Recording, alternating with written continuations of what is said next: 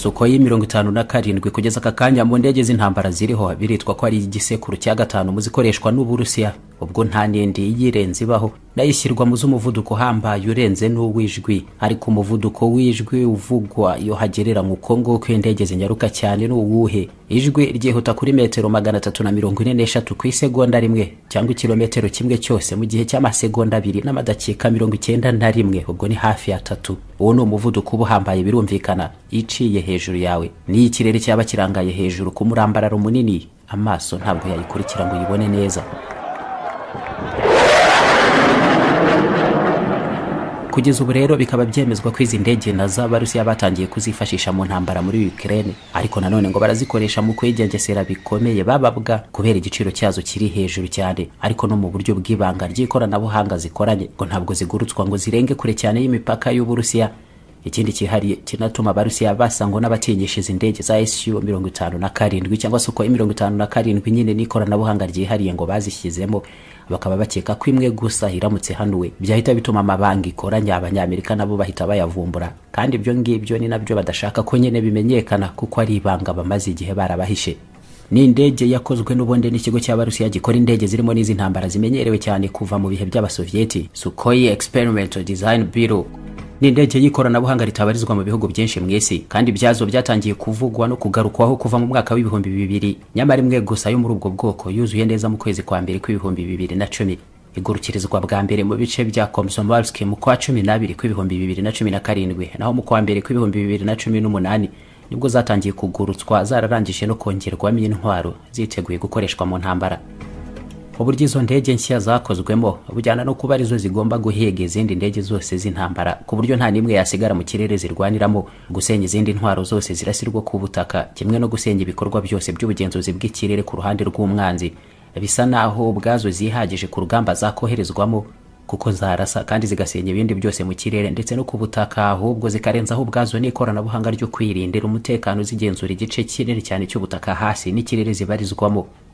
Mu bihumbi 2018, Minisitiri w'Ingabo w'Uburusiya General Sergei Shoigu yavuze ko ubu bwoko bw'izi ndege zigezweho cyane za Sukhoi 57 zoherejwe mu ntambara muri Syria, kandi ko ubutumwa bwose zoherejwemo zabusoje neza zigasubizwa mu Burusiya nta ngorane cyangwa ibibazo na bike zihuye nabyo.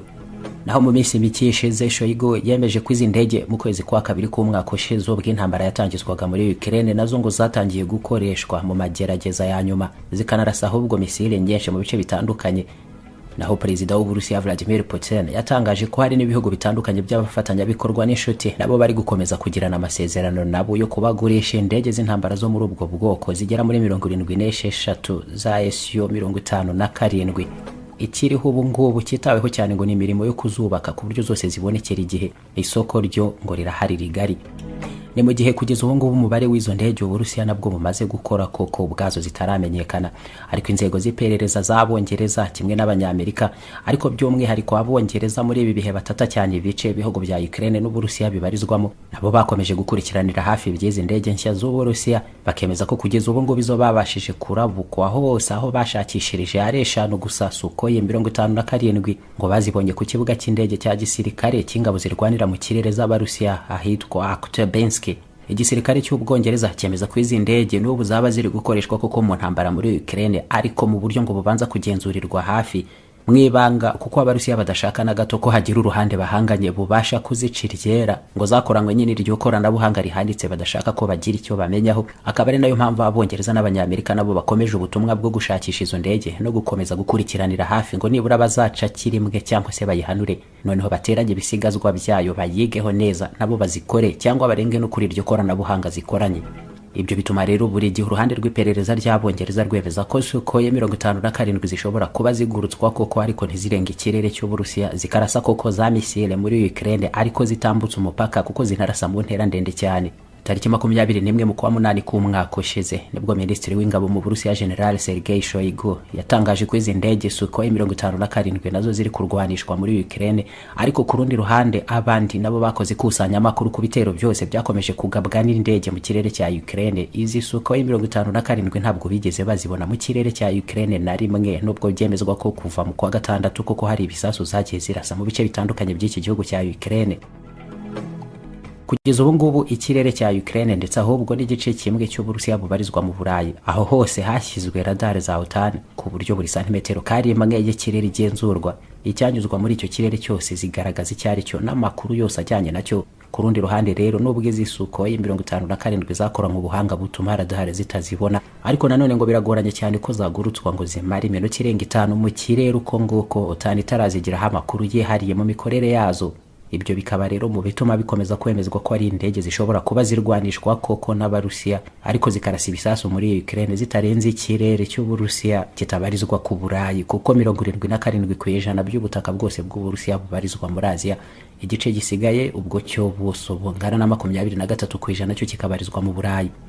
Ku rundi ruhande rero abanyaburayi bafatanije n'abanyamerika kuva mu 2018 ngo bakomeje guhigira kutayabura amakuru bakira kuri iyi Sukhoi nshya bashaka kumenya uko ikora, mu gihe ku ruhande rw'Uburusiya bo bemeza ko ari indege y'intambara ihambaye biteye igisekuru nyine cya 5 itagira n'izindi nyinshi zayihiga mu ntambara zo mu kirere. Ni nako kandi Abarusiya nabo bakomeje guhisha nyina amakuru yose ayerekeyeho, kandi ngo bakaba bagambiriye ko nibura babanza kugira indege nyinshi nk'izo zo muri ubwo bwoko bagurisha mbere yuko n'abandi bose bamenye uko zikora bagatangira kuzigana no kugira ibyo barenza ahubwo zikavugururwa. Ntabwo rero ari ikibazo cy'intambara gusa, ni n'ikibazo cy'ubucuruzi n'ubukungu kugira ngo nibura bamarane igihe runaka umwihariko ku gihangano cyabo cy'ikoranabuhanga izo Sukhoi zigezweho zikoranye. Mu makuru yandi yabashije kuboneka kuri izi Sukhoi nshya z'Abarusiya nuko bamwe bemeza ko ubungubu ari indege 21 zo muri ubwo bwoko bw'igisekuru cya 5 bamaze gukora, abandi bakemera ko zidashobora kurenga 17 zarangiye kandi ziteguye nanone gukoreshwa mu ntambara. Ikinyamakuru cy'Abarusiya Inozmi giheruka kwemeza ko mu bakiriya bashya batonze umurongo ubungubu banugwanugwa ko bashobora kubona izo ndege ku ikubitiro harimo n'igihugu cyo muri Afrika, Algeria, muri iyi minsi ifite n'amafaranga menshi anayihanganishije bikomeye n'abanyamerika ahubwo. Abandi nabo barangije kugirana amasezerano n'Uburusiya ngo batangire kuzikora ku bwinshi bazibahe, bakaba barimo ibindi bihugu nk'Ubuhindi, Kazakhstan, Vietnam na Birmania cyangwa Myanmar. Imwe muri izi ndege Sukhoi nshya 57 birateganywa ko izajya igurishwa hagati ya $50 n'ijana z'amadolari ya Leta Zunze Ubumwe za Amerika. Iyi Sukhoi 57 nshya ibyo yihariyeho bituma inakurikiranirwa hafi n'amahanga yose ashaka kumenya ibyayo. Icyambere ubundi nuko Uburusiya busanzwe buzwiho kugurisha intwaro kenshi kuri make cyangwa ku masezerano yihariye, bigatuma n'abakiriya ba mikoro make barimo n'ibihugu yewe byo ku mugabane wa Afrika nabo babasha kwigurira.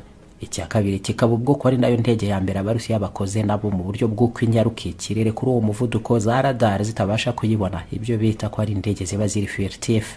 Ikindi akaba ari uko ari nayo ya mbere yitwa igisekuru cya 5 cy'indege zigezweho z'intambara Abarusiya nabo babashije kubaka no kugeza ku isoko ryari risanzwe ririho izindi nke zakozwe n'ibindi bihugu nk'iyitwa F-22 Raptor y'Abanyamerika na Chengdu J-20 y'Abashinwa. Uko biri kose Sukhoi y'Abarusiya nayo ni ikigo kimaranye igihe kinini ubuhangange bwo gukora indege z'intambara zirwanishijwe henshi kuva kera mu bihe by'Abasovieti. Nezo bakoze kera cyane n'ubu ziracyagurwa n'ibihugu byinshi, zirimo nka za Sukhoi 25 ziri hose nk'iza Kongo Kinshasa zijya zitorongerera mu Rwanda cyangwa zikahaza gushotorana. Izo zo nizatangiye kuguruzwa kuva mu 1981. Sukhoi kandi yakomeje gukora nyinshi mu myaka yakurikiyeho nka Sukhoi 34 na 35. Algeria nanone heruka kugura ku bwinshi zigera muri 28 zose icyarimwe. Ubwo rero yanyu bigezweho isi yose ubu ngo bicunganirwa nayo hafi ngo hamenyekane ibyayo n'iyi Sukhoi 57 y'igisekuru cya 5 byemezwa ko yaba ubu ngo biri no kurwanishwa muri Ukraine mu ibanga rikomeye uko twabigarutseho.